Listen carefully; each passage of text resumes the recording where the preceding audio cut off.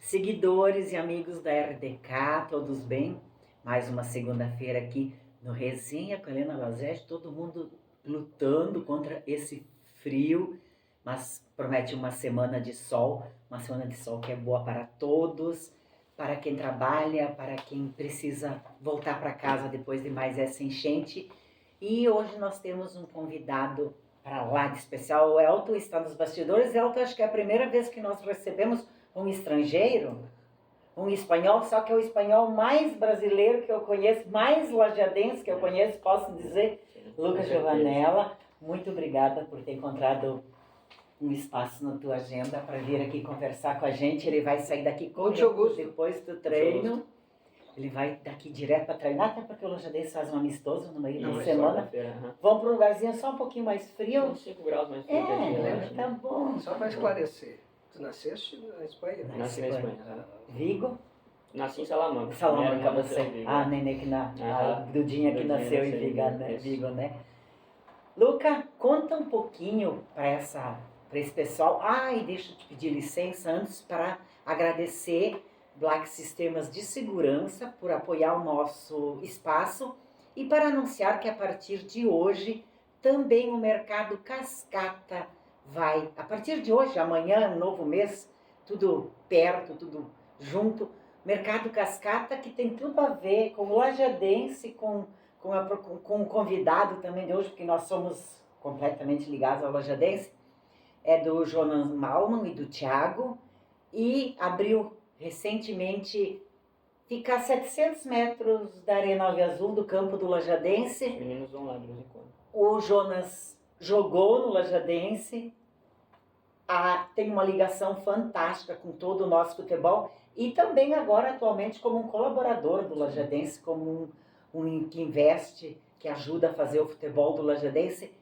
Eu só tenho uma coisa a dizer, vão lá para ver, porque nós fomos lá achando assim que ia ser mais um mercado. É uma estrutura fantástica, moderna, bonita, uma lancheria maravilhosa lá dentro, um açougue de primeira linha, tudo maravilhoso. A melhor coisa que vocês fazem é ir lá conferir, e durante os nossos programas nós vamos falando das outras coisas boas que tem lá. E agora o Luca vai contar a trajetória de vida dele e também do esporte. Fica à vontade. Helena, um prazer estar aqui contigo. O mínimo que eu podia fazer era arranjar um espaço na agenda para estar aqui. Mandar um abraço pro nosso grande Nico, teu marido.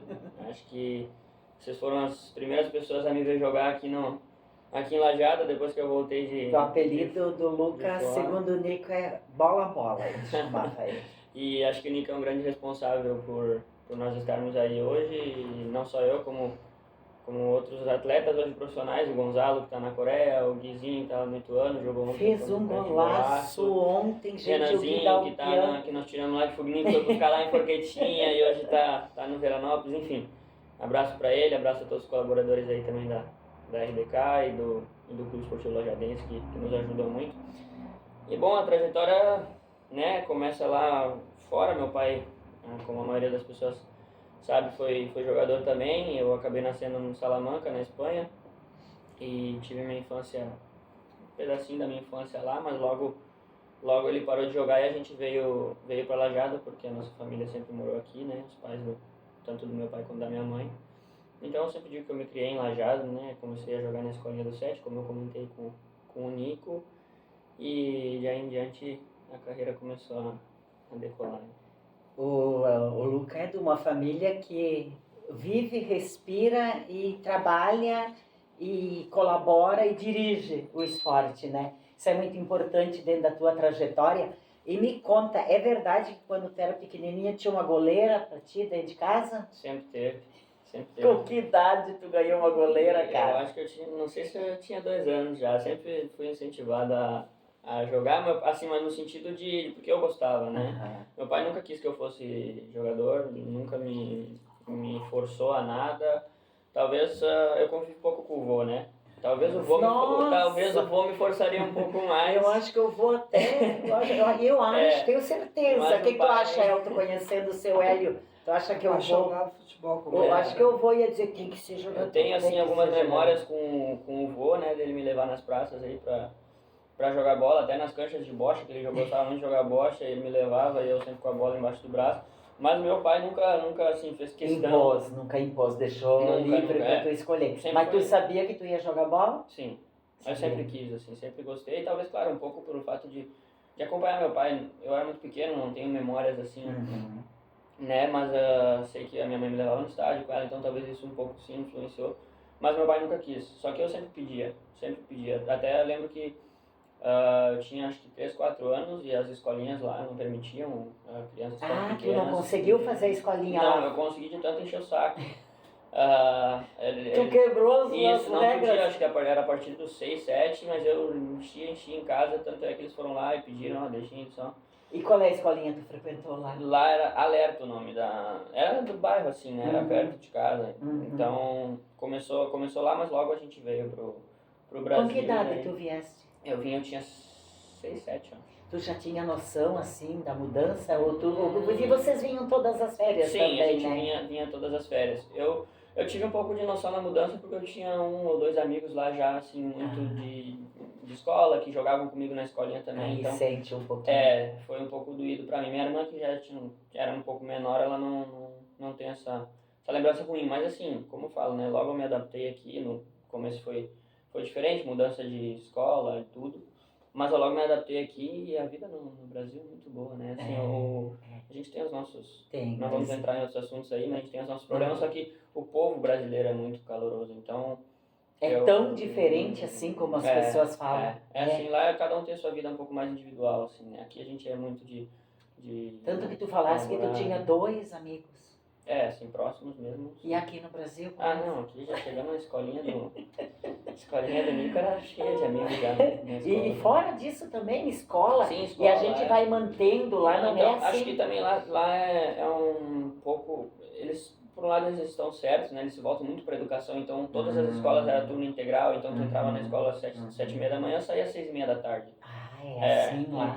Então também não tinha muito tempo para a criança desenvolver outras coisas. Aqui não, aqui eu estudava às 7h30 ao meio-dia, e aí depois eu passava o dia na rua, né? Ia no tiricaça, ia no 7, brincava de esconde-esconde na rua, em casa, enfim. Tu pegou essa fase? Sim. Porque agora tu também já tá mais difícil de fazer isso, né? Não, eu acho que a geração foi mudando um pouco também. A gente tem muita tecnologia, não sei se as crianças têm mais paciência para brincar dessas coisas, mas tem muitos pais que procuram hoje em dia a escolinha, o esporte, justamente para afastar um pouquinho das telas, né? Tem um lado bom, mas tem um lado ruim também, né? Porque a criança fica até sem imunidade, porque ela não se suja. Tu ia correr na rua, tu te sujava, tu caía. Jogava descalço na areia lá, lembra?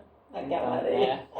Hoje não tem mais, né? Não, eles estão para fazer uma outra quadrinha lá agora. Tem uma lá dentro, mas aí já é mais pro vôlei beach, né? E aí tá assim, mas... E os primeiros passos na bola? Como é que foi? Acho que foi, né, através da escolinha a gente jogava o gauchão ali, claro, era muito novo, né? Sub-10, acho que a gente era. Eu acabei indo pro Juventude através dessa oportunidade de ser visto, daí já começa a disputar uns campeonatos talvez um pouco mais importantes para a idade, né, para a categoria ali. E até é interessante essa história, porque todo mundo acha que depois eu acabei jogando na Espanha de novo, né? E as pessoas acham que tem muito a ver com meu pai, só que na verdade é uma história que não tem muito a ver com ele, assim. O que acontece foi que eu fui passar um Natal na casa desse amiguinho que eu tinha, claro, meus pais conheciam os pais dele e tal, o pai dele trabalhava com carros, enfim. E acabou a temporada aqui no Juventude, acabou a temporada da escola no Alberto Torres, onde eu estudava. E na época não existia rede social, mas tinha MSN, eu acho que eles falavam no computador. Orkut, era Orkut e MSN, não, mas Orkut lá não existia, então era só MSN. E aí, vem passar o Natal aqui e tal. Aí meus pais me deixaram, eu fui. E ele jogava nessa escolinha que a gente jogava quando eu morava lá, né? E aí eles iam disputar um torneio de Natal.